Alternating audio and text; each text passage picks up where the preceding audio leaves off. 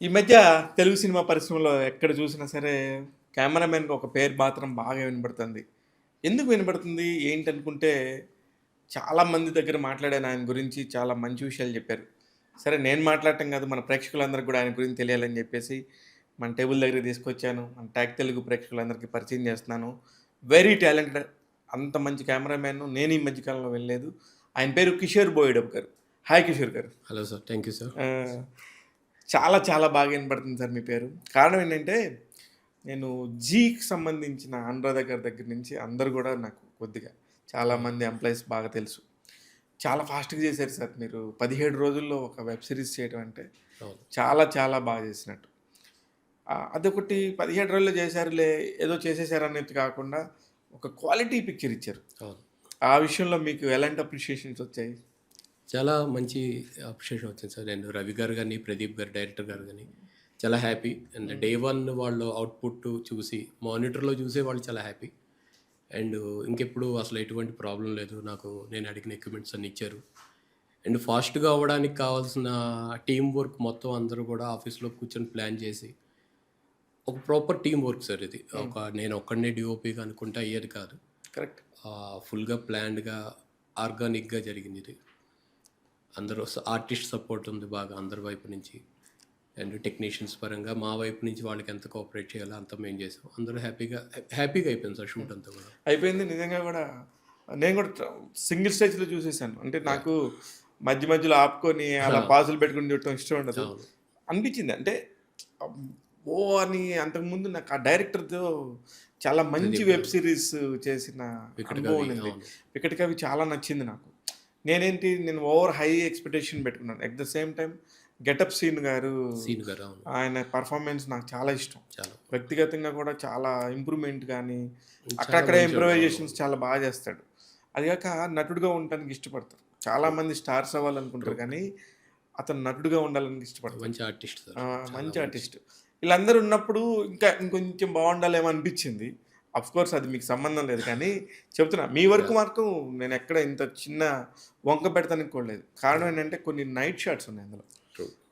అవి నాకు ఆ డీటెయిలింగ్ మీరిచ్చిన దానిలో ఎంత బ్యూటిఫుల్‌గా అనిపించిందో.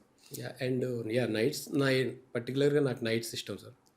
ఎందుకంటే ఏది క్రియేట్ చేసినా అది మేము క్రియేట్ చేసింది అని ఫీల్ అవుతా. అవును. దాంట్లో ఉన్న ప్రతి మ్యాజిక్ డీఓపీ క్రియేట్ చేయాల్సిందే. కరెక్ట్. సో, ఆ కలర్స్‌తో మ్యాజిక్ చేయడం గానీ, హ్మ్. ఆ చిన్న స్టీల్ బ్లూ, సోడియమ్స్, ఆ స్టిల్ బ్లూ, కాంట్రాస్ట్ సోడియమ్స్ బాగా కనబడ్డాయి. ఎక్కువ అంటే అది స్టైల్ ఆఫ్ నా ప్రతి మూవీలోని అది స్టైల్ కొద్దిగా ఎక్కువ వాడతాను నేను. సో, అది తెలియని ఒక చిన్న కాంట్రాస్ట్ ఫీల్ ఉంటది ఆడియన్‌కి కూడా.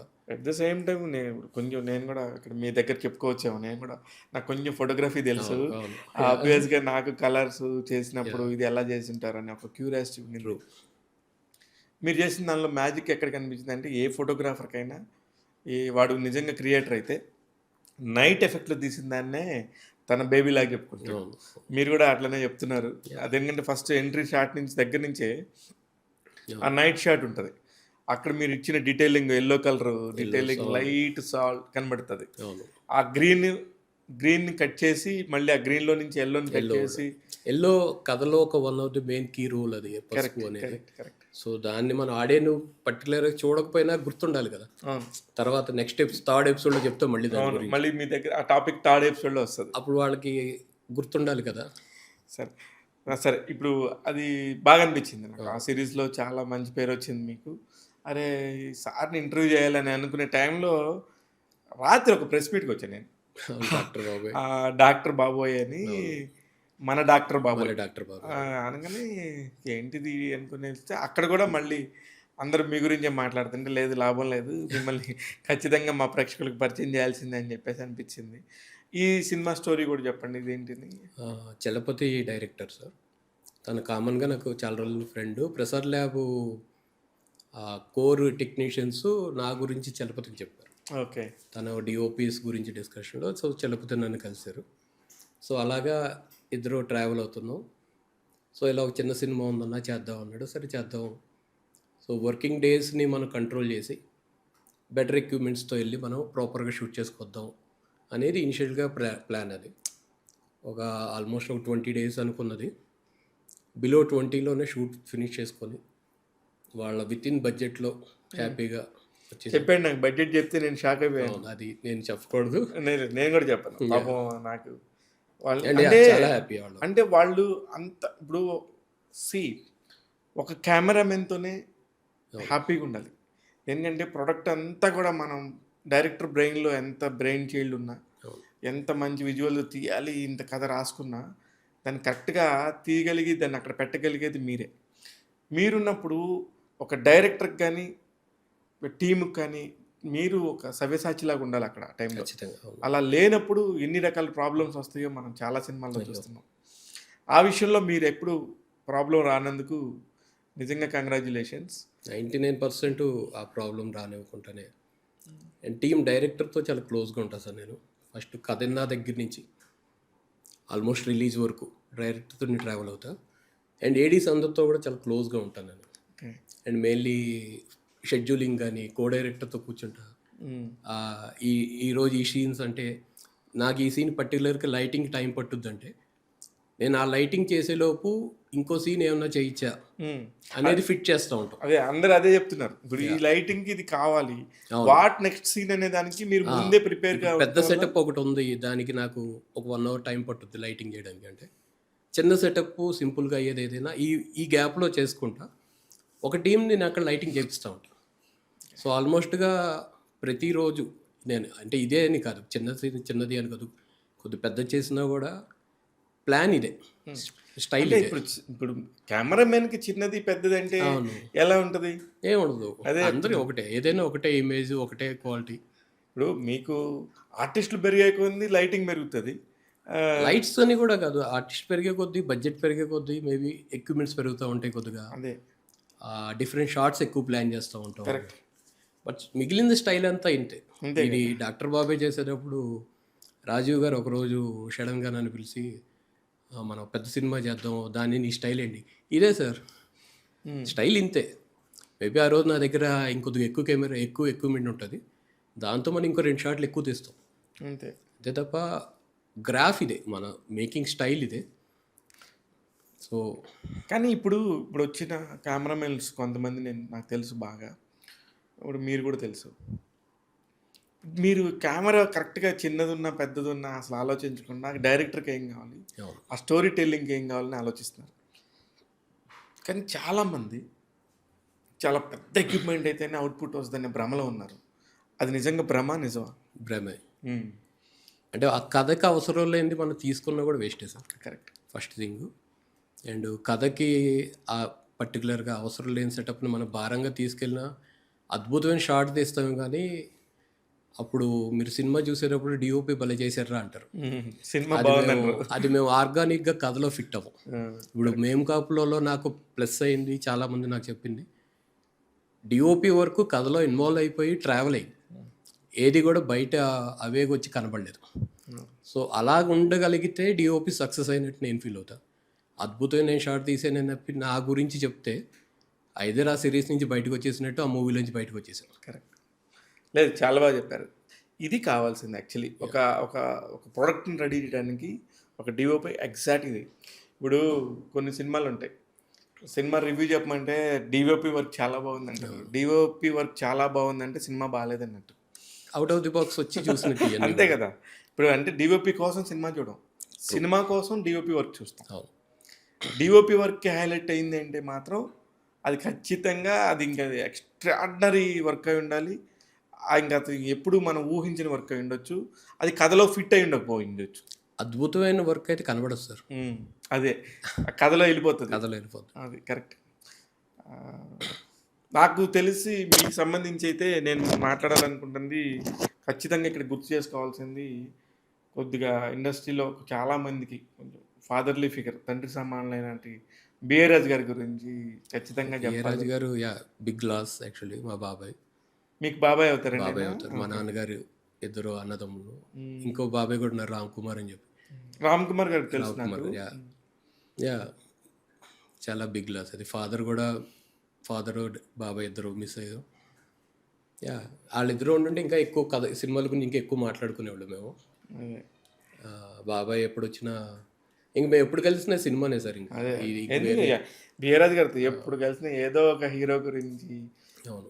మహేష్ బాబు గారు బాలకృష్ణ గారితో జరిగిన ఒక వీడియో చాలా బాగా మాట్లాడారు.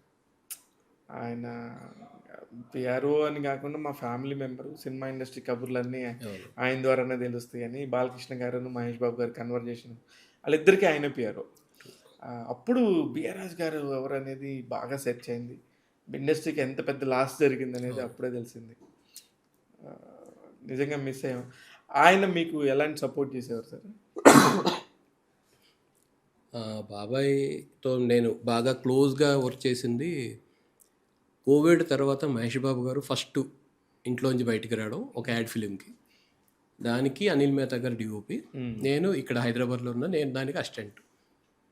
అందరికీ కోవిడ్ టెస్టులు చేశారు. అన్నీ లైటింగ్ చేసాం ఒక రోజంతా. మా అనిల్ మేహతా గారికి కోవిడ్ డిటెక్ట్ అయింది. అయ్యా. సో, అప్పటికప్పుడు వేరే డీఓపీని వెతుకుదాం అన్నారు. నేను ఆ పర్టిక్యులర్ డైరెక్టర్, ఆ ప్రొడక్షన్ హౌస్‌లో నేను ఆల్మోస్ట్ ఒక 100 యాడ్లు చేసుంటాం వాళ్ళతో. 100 యాడ్లు. అనిల్ మేహతా గారితో. సో, ఆ డైరెక్టర్‌కి నేను బాగా తెలుసు. సో, ఆల్రెడీ లైటింగ్ అయిపోయింది. ఆల్రెడీ బ్లాకింగ్ ఆ రోజు నేను చేసేసా. సో, ఇప్పుడు ఇంకో కొత్త డీఓపీ వచ్చినా కూడా మేబీ ఈ స్టైల్ ఆఫ్ లైటింగ్‌కి కానీ దీనికి ఇష్టపడరు కానీ ఆ డైరెక్టరు, ప్రొడ్యూసరు మహేష్ బాబు గారిని కన్విన్స్ చేశారు. ఓకే. కిషోర్ చేసేస్తాడు అండ్ అనిల్ గారు జూమ్ మీటింగ్లో లైవ్లో లైవ్లో చూస్తూ ఉంటారు. ఇన్ కేసు ఏమైనా ఉన్నా వాళ్ళిద్దరు మాట్లాడుకొని సెట్. ఆ రోజు బాబాయ్ని నేను 200% హ్యాపీగా చూసాను. అంటే నా పక్కనే కూర్చొని ఆయన మా ఓడు మహేష్ మహేష్ బాబుతో బాబుతో చేస్తున్నాడు అని చాలా అంటే ఫస్ట్ టైం తనలో ఒక ప్రౌడ్నెస్ అది కనబడింది. అది నాకు బిఆర్ఎస్ గారిలో ఎప్పుడు కనిపించిందంటే, బిఆర్ఎస్ గారు అబ్బాయి శివ సినిమా డైరెక్ట్ చేశాడు. అవును. 22 అనే ఒక మూవీ. బాగుంటుంది ఆ మూవీ. చాలా బాగుంటుంది. దానికి శివ డైరెక్ట్ చేశాడు. మా బ్రదర్ రవి డిఓపికి చేశాడు. అదే అదే చెప్తున్నా ఇప్పుడు. అందుకే నేను ఆ టాపిక్ తీసింది.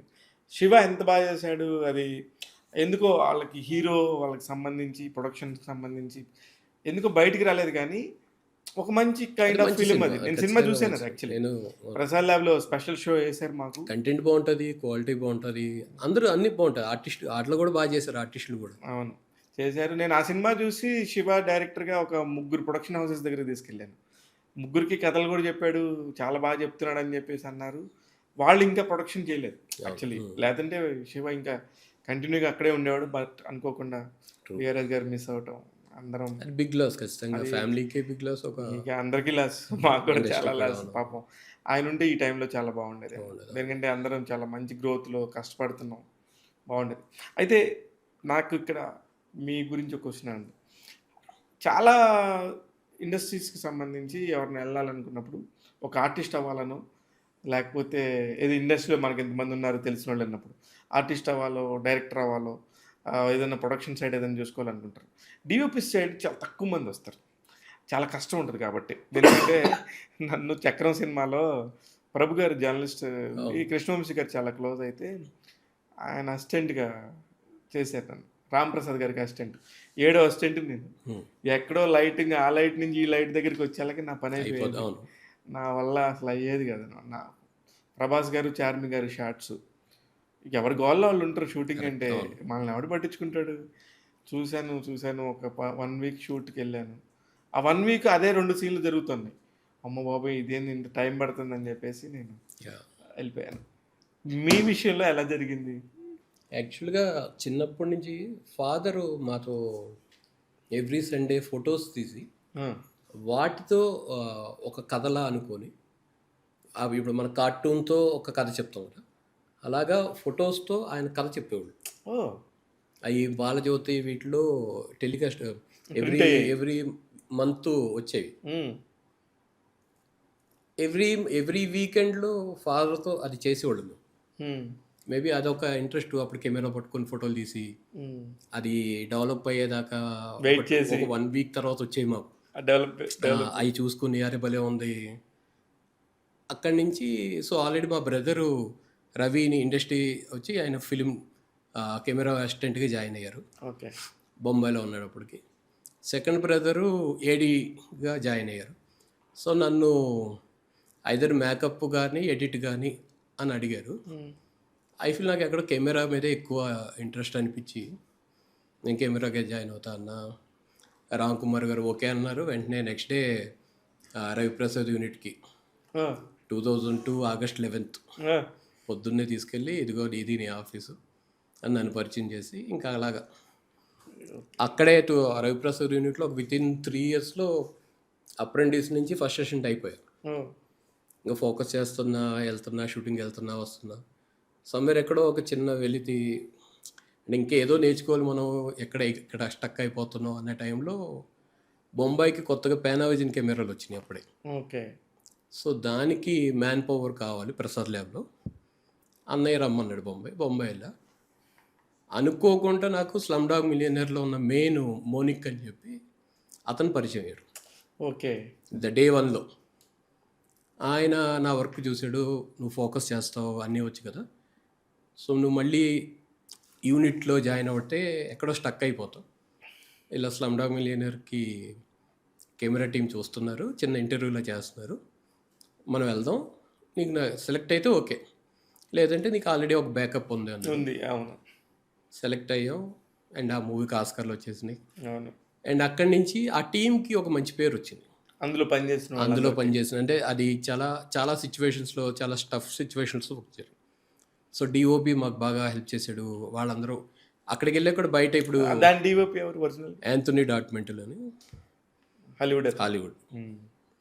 సో అక్కడి నుంచి ఎవరో ఇండియా రావాలన్నా కూడా డిఓపీస్ కామన్గా టీం గురించి డిస్కషన్ జరుగుతుంది. అక్కడ మా పేర్లు పుష్ అయ్యాయి అనమాట.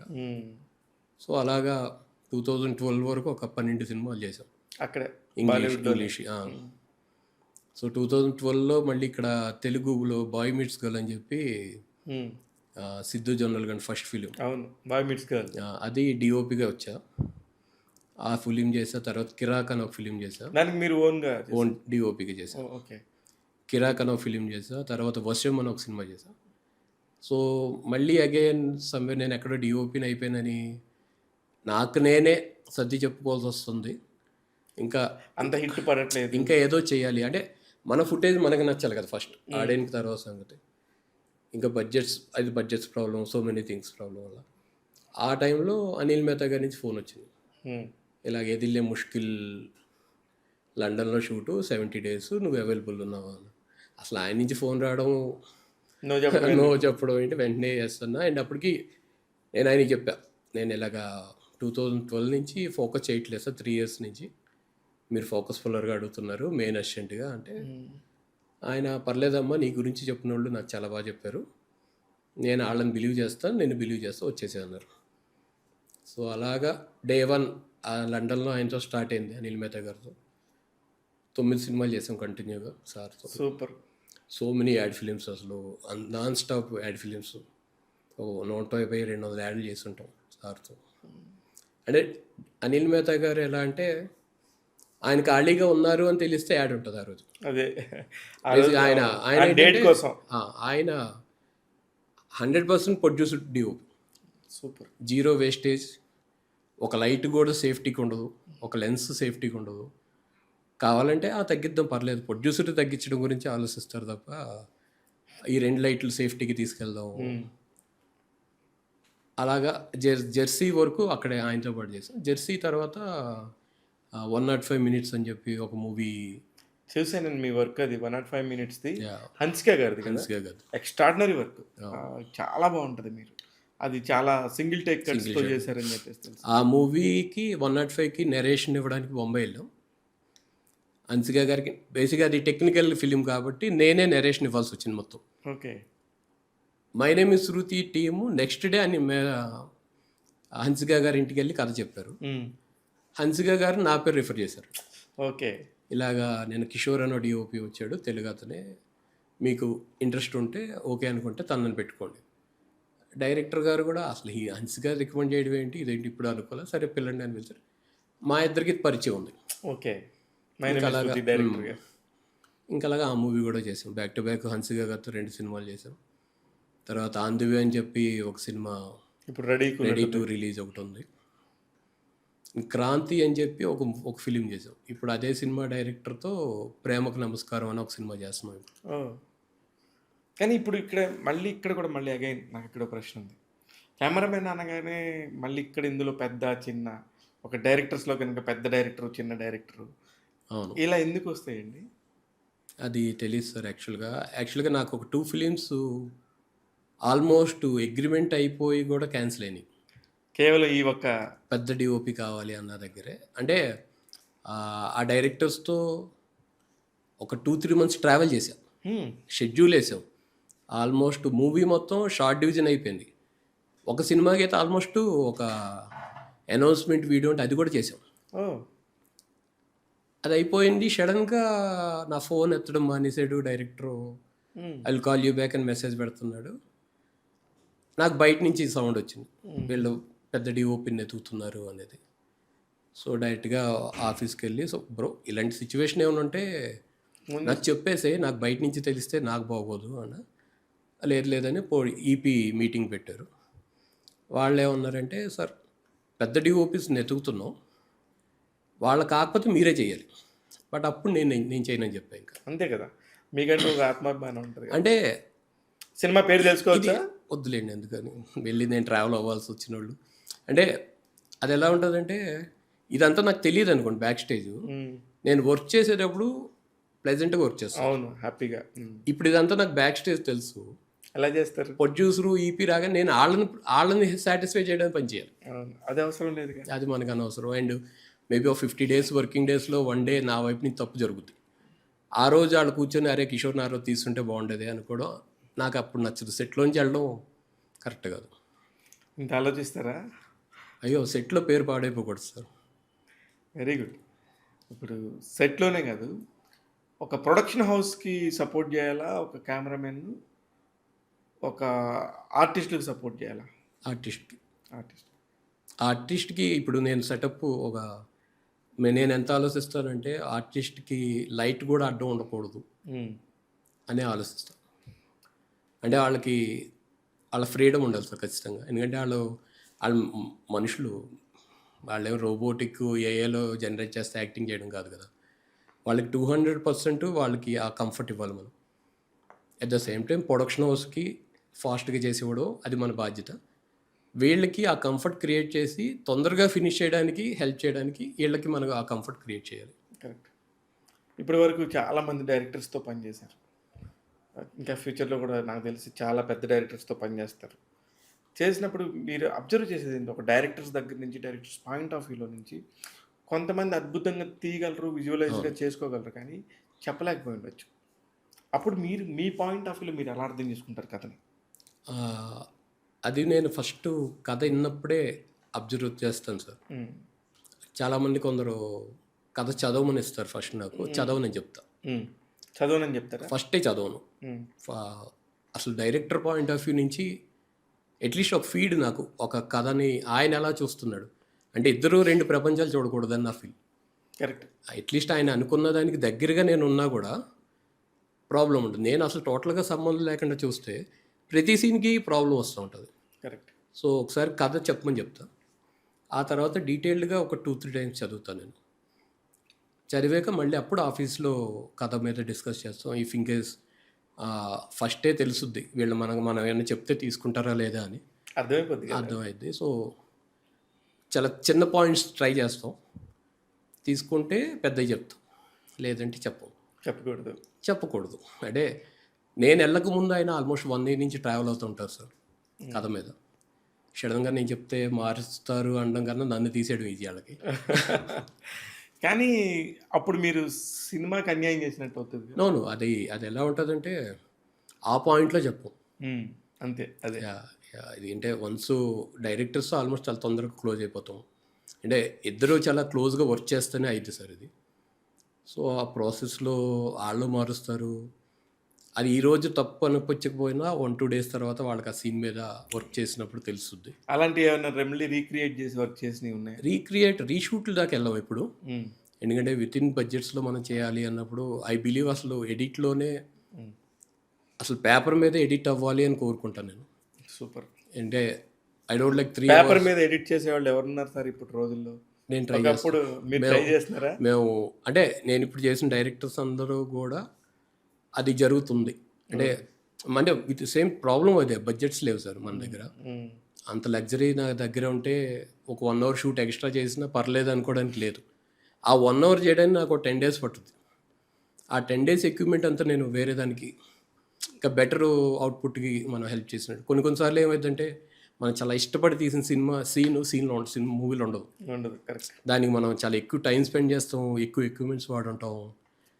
బట్ అది ఉండదు. అప్పుడు బాధేస్తుంది ఖచ్చితంగా. ఇప్పుడు రోజు టెక్నాలజీ మారుతుంది. అవును. ఇదివరకటి రోజుల్లో ఒక 10 ఏళ్ళు ఒక కెమెరా పరిమితి, ఇంకా అసలు 10 ఏళ్ళు ఇంకా కెమెరా ఉందంటే అసలు సూపర్ అనే మైండ్ సెట్ ఉండేది. ఇప్పుడున్న పరిస్థితుల్లో ఏ రోజు ఏ కెమెరా వస్తుందో, ఏ రోజు ఎలా మారుతుందో కూడా అసలు మీకు కూడా అర్థం కాని పరిస్థితి. దీన్ని ఎలా అప్గ్రేడ్ చేసుకుంటారు మీరు? యాక్చువల్గా అయితే కంటిన్యూగా వెబ్సైట్స్ ఫాలో అవుతూ ఉంటాం. అండ్ ఫారెన్ డిఓపీస్తో చాలామందితో టచ్లో ఉన్నాను నేను. మెయిన్ డిఓపీస్ కొంతమంది నేను వర్క్ చేసిన డిఓపీస్తో వాళ్ళు అక్కడ అప్డేటెడ్ వెర్షన్స్ కొన్ని పంపిస్తూ ఉంటారు. అండ్ ఇక్కడ ఇప్పుడున్న మనకు కూడా ఇప్పుడు సోనీ నుంచి కానీ, కుక్ నుంచి కానీ, యారీ నుంచి, రెడ్ నుంచి కొత్త ఏమన్నా వస్తే మాకు వాట్సాప్లో గ్రూప్స్లో మెసేజ్ వస్తున్నాయి. వస్తాయి మీకు. Yeah. మీరందరూ సినిమాటోగ్రాఫర్స్ యా కాబట్టి యా సో ఆ మెనీ కంపెనీస్ మీకు ఈ పర్టికులర్ లెన్స్ కొత్తగా వస్తుంది అనగానే సో దాని మీద మేము రీసెర్చ్ చేస్తాం.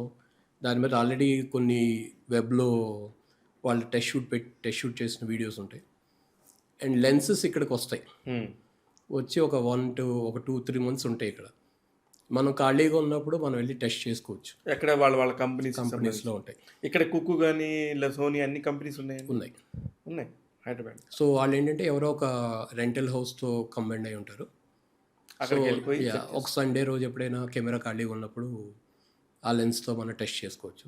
అండ్ మన టైం అంటే మనకి ఏదైనా 1-2 days షూట్ కావాలంటే ఆ లెన్స్ ఖాళీగా ఉంటే ఇస్తారు కూడా. ఒకసారి టెస్ట్ చేసి యా సూపర్. సో అలాగా హెల్ప్ అవుతుంది. And lens main important sir, cameras కన్నా కూడా ఐ బిలీవ్ లెన్సే. కథ అయినగానే ఫస్ట్ ఈ లెన్స్కి వెళ్దాం అనేది డైరెక్టర్ని కన్విన్స్ చేస్తాం. సో ఇంక దాని మీద స్టిక్ అయి ఉంటాం. అంటే మీకు పర్టికులర్గా ఒక్కొక్కళ్ళకి ఇప్పుడు నాకు 70-100 చాలా ఇష్టం. అవును. నాకు 2.8 ఇష్టం. అలాగనే 85 1.4 ఇష్టం.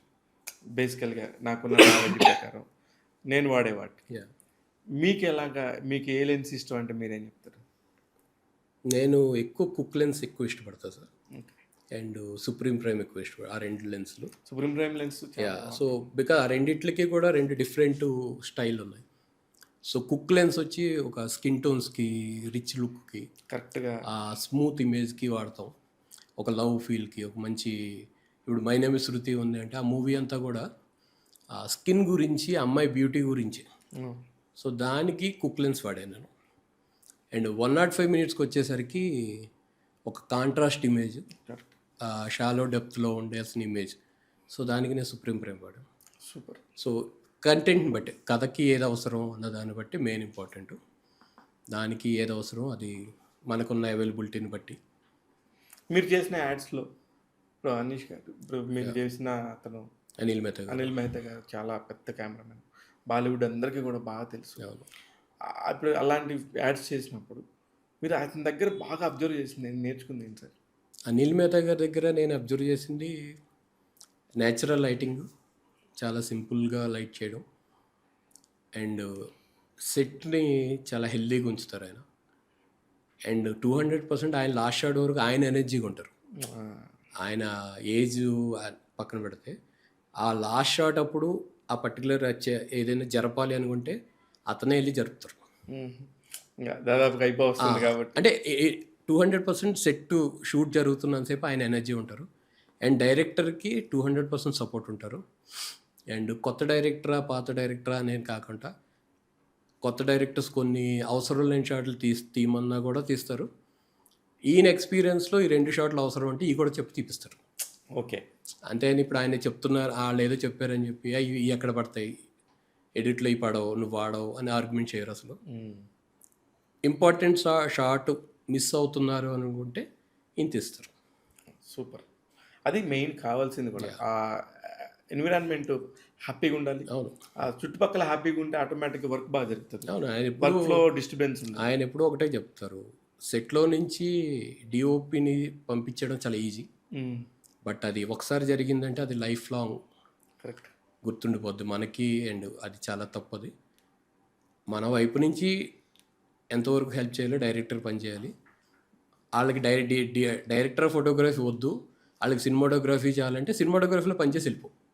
ఏంటి డిఫరెన్స్ ఏంటి డైరెక్టర్ ఆఫ్ ఫోటోగ్రఫీకి, సినిమాటోగ్రఫీకి, కెమెరామెన్‌కి? డైరెక్టర్ ఆఫ్ ఫోటోగ్రఫీ అంటే మనం will deep into everything. Production డిజైనర్‌లో గానీ అన్నిట్లోని ఇన్వాల్వ్ అయ్యి కలర్స్ నుంచి, కలర్ ప్యాలెట్ నుంచి అన్నీ ఇన్వాల్వ్ అయ్యి ఉంటాం. ఒక షార్ట్ డిజైన్ కూడా మనమే చేస్తాం.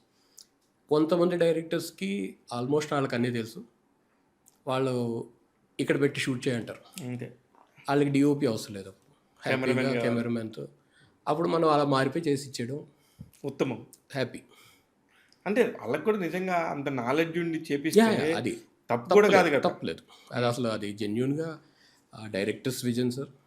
ఆళ్ళు కథ రాసుకుంటున్నప్పటి నుంచి, కథ థాట్‌లోకి వచ్చినప్పటి నుంచి కూడా దాని మీద ట్రావెల్ అవుతూ ఉంటారు. సో, దాన్ని మనం అస్సలు తప్పు పట్టకూడదు. నాకు తెలిసి తమిళ్ ఇండస్ట్రీలో పాత్ బ్రేకింగ్ మూవీస్ కొన్ని చేసిన డైరెక్టర్స్, కెమెరామెన్సే. అవును. 'సిరాయి', 'శివ' గాని, యాహ్! అలాగే ఇక్కడ మన దగ్గర కూడా కొంతమంది ఉన్నారు కానీ బట్ వాళ్ళంత కమర్షియల్ హ్మ్. మాస్ డైరెక్టర్లు కాలేకపోయి ఉండొచ్చు. మన కమర్షియల్ సినిమాలు వచ్చినాయి. ఇక్కడ నార్మల్ కమర్షియల్ ఫిల్మ్స్ వచ్చినాయి. అవును. మీరు ఎప్పుడన్నా అనుకున్నారా డైరెక్టర్ అవ్వాలని? నేను ఒక కథ చెప్తే బాగుండని ఎప్పుడన్నా కలగన్నారా? డైరెక్టర్ అవ్వాలని ప్రెజెంట్ ఇంకా థాట్ ఏం లేదు సార్. బట్ కథలు ఉన్నాయి, చిన్న చిన్న వాటిని రాసి పెడతా ఉంటా అలాగా. రాస్తుంటారా? యాహ్! రాయటం వస్తే తీయటం వచ్చు కాబట్టి అది ఇంకా టైం ఉంది సార్. ఇంకా it's too early to too early అంతే. అండ్ మా బ్రదరే డైరెక్టర్. సో, తనతో డిస్కస్ చేస్తూ ఉంటాం. తన కథల్ని డిస్కస్ చేసుకుంటూ ఉంటాం. ఎంత బడ్జెట్ పెట్టినా సరే సినిమాకి థియేటర్కి వస్తారనేది నమ్మకం లేదు. అలాంటి టైంలో ఇప్పుడు మీరు చేసేలాంటి సినిమాలు ఖచ్చితంగా ఎక్కడో ఒక ఓటీటీ దాకా వెళ్తాయి. ఖచ్చితంగా కనబడతాయి. విజువల్‌గా తెలుస్తాయి. దీనికి ఇలానే చేయాలి బడ్జెట్సు, ఇలానే ఉండాలని చెప్పేసి నియమం ఏమైనా పెట్టుకొని మీరు పనిచేస్తూ ఉంటారా? అసలు ఏ కథకి ఇలాగే చేయాలని రూల్ ఉండదు సార్ ఫస్ట్ థింగ్. బట్ జెన్యూన్‌గా ఇంతలో తీయాలి, ఇది తీయాలి అనేది ఒకటి ఉంటుంది కథకి. అది దాటి వెళ్ళిపోతేనే మన బడ్జెట్స్ క్రాస్ అయ్యామంటాం. ఇప్పుడు వచ్చే బడ్జెట్లు లాస్, కథ బాగుంది, సినిమా హిట్, లేదంటే బడ్జెట్స్ రాలేదనడానికి మెయిన్ రీజన్ ఏంటంటే కథను మించి మనం స్పెండ్ చేయడం కానీ, కాస్ట్ ఫెయిల్యూర్స్ అంటారు. కథకి మించి భారం మనం దాని మీద పెట్టేయడం ప్రాబ్లమ్స్ ఉంటాయి. సో, అది మనం ముందే గ్రహించి మనం దాని లిమిట్‌లో మనం తీయగలిగితే అన్నీ సక్సెస్ అవుతాయని నా ఫీల్.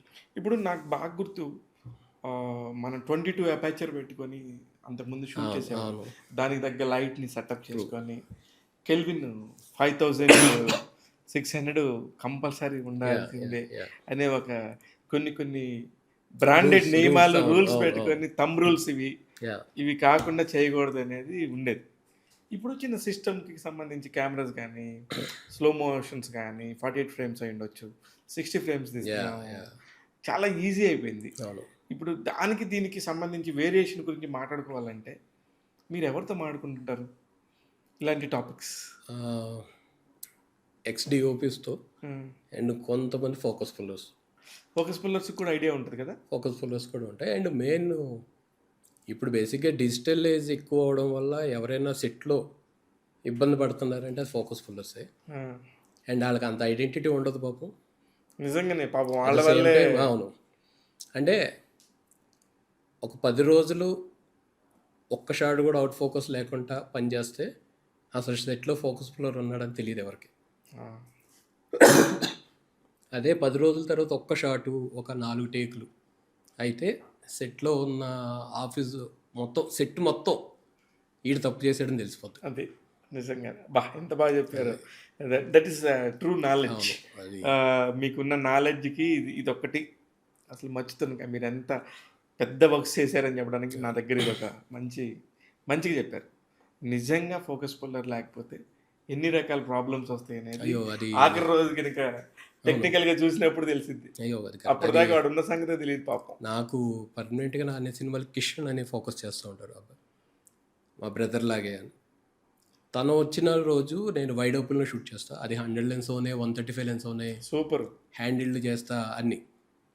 ఇన్ కేస్ తను లేడు ఆ రోజు, వేరే ఎవరు వచ్చినా ఫోకస్ పుల్లర్ కన్నా ముందు నేను స్టక్ అవుతా. హ్మ్. అరే ఇప్పుడు 100 వేస్తున్నా ఓకేనా, హ్మ్.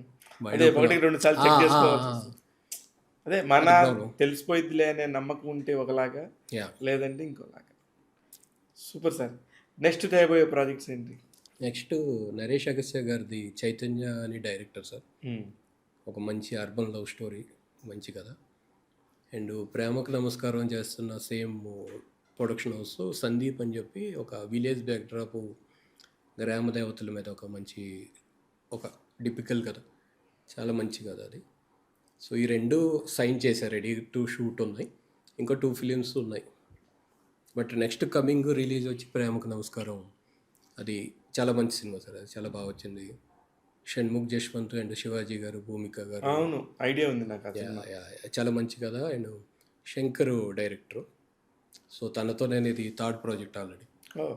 సో మా ఇద్దరి కాంబినేషన్ కూడా బాగుంటుంది. ఇప్పటి వరకు మొత్తం ఎన్ని సినిమాలు చేశారు? ఎన్ని యాడ్ ఫిల్మ్స్ చేశారు సార్? డిఓపిగా ఒక 9 ఫిలిమ్స్ చేసేసారు. యాడ్స్ 1 or 2 చేసాను. యాడ్స్ ఇంకా ఎక్కువ డిఓపిగా ఏం చేయలేను నేను ఎక్కువ. ఓకే. యా, బట్ అసిస్టెంట్గా చాలా చేసాం కానీ బొంబాయిలో. అది ముంబైది. యా, ఇక్కడ యాడ్ ఏజెన్సీ టోటల్గా డిఫరెంట్ ఇది కదా. చాలా కాలం మీరు ముంబైలో పనిచేశారు. అవును. ఇక్కడికి వచ్చినప్పుడు ఆ డిఫరెన్షియేషన్ ఎలా కనిపించింది సార్? ఇక్కడికి అక్కడికి ఏంటి డిఫరెన్షియేషన్? ప్రీ ప్రొడక్షన్ ఇంకా బాగా చేస్తే బాగుంటుంది కదా. అవును. బాంబేలో ఏందంటే ప్రతి దానికి క్లారిటీగా ప్రీ ప్రొడక్షన్ వరకు మాత్రం బాగా ప్రీ ప్రొడక్షన్ చాలా ఎక్కువ చేస్తాం, షూట్ని చాలా ఎంజాయ్ చేస్తారు అక్కడ. ఇక్కడ మన ప్రీ ప్రొడక్షన్ కొంచెం లైటర్ వేలో వెళ్ళడం వల్ల షూట్ అప్పుడు కొద్దిగా టఫ్ అయిపోతుంది. ప్రెషర్ ఉంటుంది మనకి. దీనికి సింక్ షాట్, దీనికి లెఫ్ట్ షాట్ వచ్చిందా రాలేదా? అది అవన్నీ మేము చూసుకున్నా కానీ అంటే ఎక్కడ ఆర్గనైజేషన్లో కొద్దిగా చిన్న చిన్న, బట్ ఇప్పుడు అన్నీ బాగానే ఇప్పుడు మారినాయి సార్. చాలా వరకు ప్రీ ప్రొడక్షన్ మీద టైం స్పెండ్ చేస్తున్నారు. చెయ్యాలి, చేయకపోతే రాదు అంటే output. Pre production I believe ఒక 1 month ఎక్కువ చేసినా కూడా ప్రాబ్లం లేదు అని నేను ఫీల్ అవుతా. బట్ షూట్ కావాలంటే 10 రోజులు తగ్గిద్దాం. అంతే. యా, ఎంత ప్రీ ప్రొడక్షన్ చేస్తే అంత హ్యాపీ. ఇప్పటి వరకు ఎన్ని కోట్లు సంపాదించారు సార్? దెబ్బకి దగ్గు వచ్చేసింది. వస్తుంది, సంపాదిద్దాం సార్, ఇంకా పెద్ద సినిమాలు చేద్దాం. చేస్తే అయ్యే. అదే ఇక్కడ మళ్ళీ మీరు పెద్ద సినిమా అంటున్నారు. అవును. పెద్ద బడ్జెట్ అనండి అప్పుడు. పెద్ద బడ్జెట్ సినిమా. పెద్ద బడ్జెట్స్. అవును. అదే. బొంబాయిలో ఉన్నప్పుడు బాగా సంపాదించేవాడిని, ఓకే. అసిస్టెంట్గా ఉన్నప్పుడు. అసిస్టెంట్ కన్నా ఎక్కువ వచ్చాయా? చాలా చాలా ఎక్కువ వచ్చాయి. ఎందుకంటే ఏ రోజుకి పేమెంట్ ఆ రోజు అలా అని కాదు, అనిల్ మెహతా గారికి నేను 1 and only అసిస్టెంట్ని. ఓ, అన్నీ నేనే. ఓకే. సో ఆయన ఏంటంటే ఆల్మోస్ట్ ముగ్గురు చేసే పని నేను ఒక్కనే చేసేవాడిని. అదే అందువల్ల ఆయనకి కూడా ఎందుకు మన కాళ్ళ అటు జనాలు ఎక్కువ మంది ఉన్నా కూడా వద్దు నువ్వు ఒక్కడు చాలనేవాడు.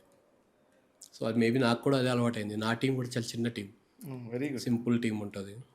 మీ టీంలో నన్ను అసిస్టెంట్గా పెట్టుకుని వస్తాను. అయ్యో, ఎనీ టైం. మీరు భవిష్యత్తులో ఇప్పుడు ఎలాంటి కెమెరాస్ వస్తున్నాయి కదా సార్? అవును. ఇప్పుడు FX3 లాంటి ఒక కెమెరా కూడా చాలా ఒక హాలీవుడ్ సినిమా తీస్తారు. అవును. ఇప్పుడు హాట్స్టార్లో నేను చూస్తే దాని మీద రివ్యూస్ చాలా బాగుంటుంది.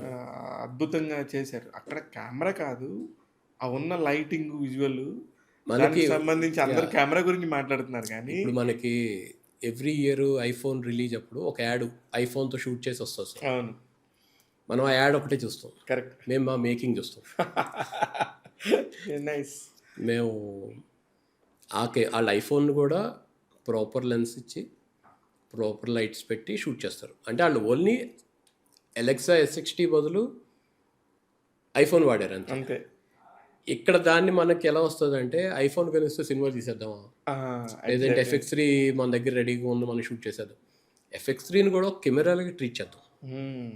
దానికి కూడా మినిమం బేసిక్స్ తీసుకుంటే మంచి కెమెరా సార్. ఎగ్జాక్ట్లీ. అదే ఇప్పుడు ఈ లైట్స్ ఉన్నాయి. అవును. ఈ లైట్స్ పెట్టి నీకు షూట్ చేసేదానికి కెమెరా ఇచ్చి షూట్ చేయమంటానికి ఎంత తేడా? సింపుల్. అక్కడ నీకు ఇక్కడ విజువల్ సెలక్షన్, అవును, నీ ఫ్రేమింగ్ సెలక్షన్ అనేది నీకు డిఓపి, అదర్వైజ్ కెమెరానే కదా. సేమ్ అవును. బట్ FX3తో నేను మొన్న షూట్ చేశాను సార్. అది కుక్ లెన్స్ వాడి చేసాం, చాలా బాగుంది camera. FX3 with cook lens వాడొచ్చా? వాడచ్చు. ఓ ఇప్పుడు కుక్ CP3 వచ్చినాయి లెన్స్, ఓ కొత్త లెన్స్ CP3 వచ్చిందా?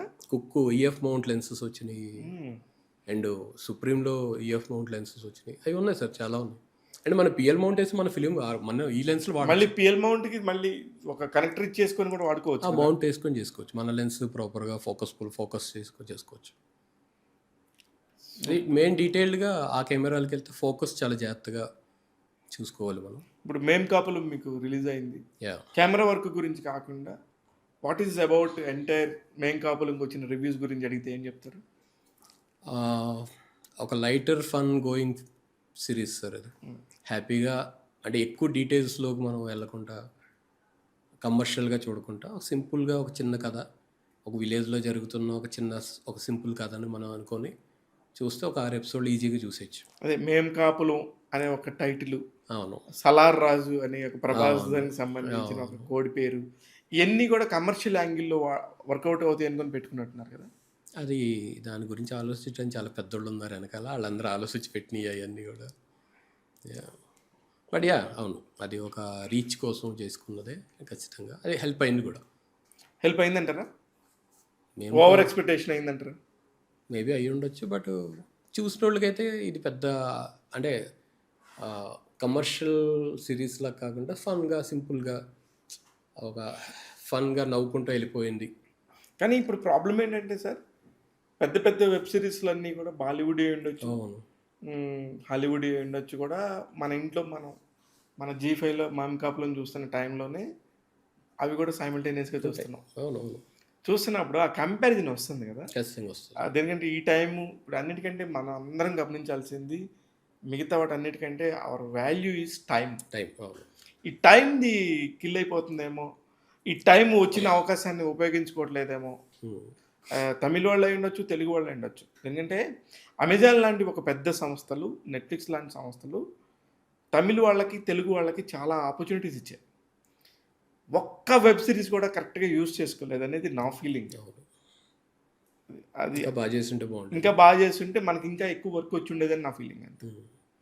ఏమంటారు మీరు దీనికి యాజ్ ఎ కెమెరామెన్? కరెక్ట్ కదా. అమెజాన్లో ఇంకా బెటర్ చేయొచ్చు. కరెక్ట్. ఎందుకంటే వాళ్ళు ఇచ్చే బడ్జెట్స్ కానీ, అవును. వాళ్ళు ఇచ్చే స్టాండర్డ్స్ కానీ. ఇప్పుడు ఈ ఇయర్లో వచ్చే సిరీస్లు అన్నీ కూడా బాగున్నాయి మన వైపు నుంచి కూడా. మేబీ అదే హోప్ ఫర్ ద బెస్ట్. అన్నీ కూడా మొన్న రీసెంట్గా రిలీజ్ చేసిన ట్రైలర్స్ ఉన్నాయి, వాళ్ళన్నీ కూడా మన తెలుగు, తమిళ్, హిందీ అన్నీ కూడా కలిపి. సో లుక్ వైజ్ అయితే అన్నిటికీ స్టాండర్డ్లోనే ఉన్నాయి. ఇంకా మా ట్యాగ్ తెలుగు ప్రేక్షకుల కోసం కిషోర్ బోయేడపు ద గ్రేట్ డిఓపి ఏం చెప్తారు ఇంకా? థ్యాంక్ యూ శివ గారు, మీ టైం అండ్ అయ్యో మీ వీడియోస్, మీ ఇంటర్వ్యూస్ చాలా చూశాను నేను. మీరు క్వశ్చనింగ్ కానీ చాలా, అంటే చాలా నీట్గా, ఏదో క్వశ్చన్ అడగాలి ఫోర్స్గా కాకుండా, దాని మీద నుంచి ఆ ఎదురు కూర్చున్న పర్సన్ గురించి రీసెర్చ్ చేసి అడిగినట్టే ఉంటుంది. అది 100% రీసెర్చ్ చేయాలి సార్. ఎందుకంటే పాపం వాళ్ళు ఎంత కష్టపడితే ఆ టేబుల్ మీద వచ్చి కూర్చుంటారు. ట్రూ. అది వాళ్ళు ఎన్ని కష్టాలు పడితే ఆడొచ్చి నించుంటారో నాకు తెలుసు. కొంతమంది చాలా ర్యాండమ్ క్వశ్చన్స్ ఉంటాయి, అలా కాకుండా మీ క్వశ్చనింగ్ చాలా జెన్యూన్ క్వశ్చన్ లాగా అనిపిస్తుంది. అది అండ్ హ్యాపీగా ఉంటుంది. సూపర్ సార్, మీరు ఇంకా మంచి ప్రొడక్ట్స్ చేయండి. ఖచ్చితంగా నాకు నచ్చితే ఖచ్చితంగా కిషోర్ గారు ఒకసారి వచ్చి మా ఆఫీస్కి రండి, ప్లీజ్ మీ ఇంటర్వ్యూ చేద్దాము, ఈ టాపిక్ మీద మాట్లాడదామని చెప్పేసి వస్తాను. చాలా వాల్యుబుల్ టాపిక్స్ మాట్లాడాం. ఎందుకంటే కెమెరా గురించి చాలా తక్కువ మంది మాట్లాడగలరు, బాగా హ్యాండిల్ చేసినట్టు కూడా. మీకు దృష్టిలో కెమెరామెన్స్లో మీరు కనుక ఫలానా వాళ్ళని ఫాలో అవుతున్నానంటే ఏ కెమెరామెన్ని ఫాలో అవుతారు సార్? నేను మన తెలుగులో అయితే సమీర్ రెడ్డి గారు ఇష్టం సార్ బాగా. సూపర్. చోటా గారు కెమెరా ఆపరేటింగ్ చాలా బాగుంటుంది. సమీర్ గారు వచ్చి చాలా తొందరగా డిజిటల్కి కన్వర్ట్ అవ్వగలిగారు. అవును, చాలా ఫాస్ట్గా. అండ్ హిందీలో రవివర్మ గారు, సుదీప్ చటర్జీ అండ్ అనిల్ మెహతా గారు.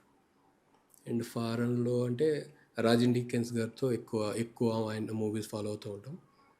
అండ్ షేప్స్ ఆఫ్ వాటర్ అని ఒక మూవీ చేశారు, ఆ డిఓపిని మీరు హాలీవుడ్ చేశారు. సో తనతో 105 మినిట్స్లో అండర్ వాటర్ సీక్వెన్స్, ఆ మూవీ తన ఇంటర్వ్యూ చూసి మేము అడాప్ట్ చేసుకున్నాం. Super. And 1917 fire sequence same 105లో, దీంట్లో కూడా పెద్ద ఒక ఫైర్ సీక్వెన్స్ ఉంటుంది. అతని రాజన్ డికెన్స్ గారి ఇంటర్వ్యూ చూసి దాన్ని అడాప్ట్ చేసి దీనికి తీసుకు. సో మెయిన్లీ నేను చేసేది అదే, ఇంటర్వ్యూస్ చూస్తూ ఉంటాం, మనకి నచ్చినవి ఏదైనా ఉంటే నోట్ చేసి సేవ్ చేసి పెట్టుకుంటూ ఉంటాం, అది ఎక్కడైనా అవసరం ఉన్నప్పుడు దాన్ని అడాప్ట్ చేసుకొని అప్లై మనం చేస్తాం. మనకి ఎలాగ ఏం ఉపయోగపడుతుంది. చదువుకున్నారు మీరు? ఇంటర్. అయినా సరే ఇన్ని వరల్డ్ సినిమాకి సంబంధించి మొత్తం కూడా అబ్జర్వ్ చేస్తా ఉన్నారు. అది ఆ ప్యాషన్ అది ఇప్పుడు మనం ఉన్నది ట్రావెల్ అయ్యేదే దాని మీద కదా సార్. ఇంకా మనం వెరీ నైస్ అండి. Very nice talking to you. చాలా నాకు మంచిగా అనిపించింది. ఫస్ట్ కూర్చునేటప్పుడు నేను చూసింది 'మేం కాపులం' చూశాను. రాత్రి జరిగిన ఒక సినిమాకి సంబంధించి మాత్రమే చూశాను. ఏం అడగొచ్చు అనుకున్నాను. బట్ నీతో కూర్చుంటే తెలియకుండానే టైం వెళ్ళిపోతా ఉండింది. చాలా మంచి ఇన్ఫర్మేషన్ ఇచ్చారు. ఆల్ ది వెరీ బెస్ట్ అండి. Thank you sir. ఇదండి ద గ్రేట్ కెమెరామెన్ అని చెప్పాను కదా. ఎందుకు గ్రేట్ అంటున్నానంటే ప్రొడక్షన్‌కి సంబంధించి ఒక రూపాయి నిర్మాతకి కాపాడాలనుకునే ప్రతి ఒక్కరు గ్రేటే. ఎందుకంటే తెలుగు సినిమా అనే కాకుండా సినిమా అనేదే ఒక నికరమైన లాభం వస్తదో రాదో తెలియని ఒక వ్యాపారం. అలాంటి వ్యాపారం చేస్తున్నప్పుడు, అలాంటి వ్యాపారం చేద్దామని చెప్పి నమ్మి వచ్చినప్పుడు దానికి అండగా నిలవాల్సింది ఖచ్చితంగా కెమెరామెన్నే. ఆ విషయంలో 100% కిషోర్ గారు నంబర్ 1 నమ్ముతూ మన టాక్ తెలుగు ప్రేక్షకులందరికీ కూడా ఆయన్ని పరిచయం చేయాలనుకున్నాను. చేసేసాను. చూస్తూనే ఉండండి టాక్ తెలుగు. నేను మీ శివ మల్లాల.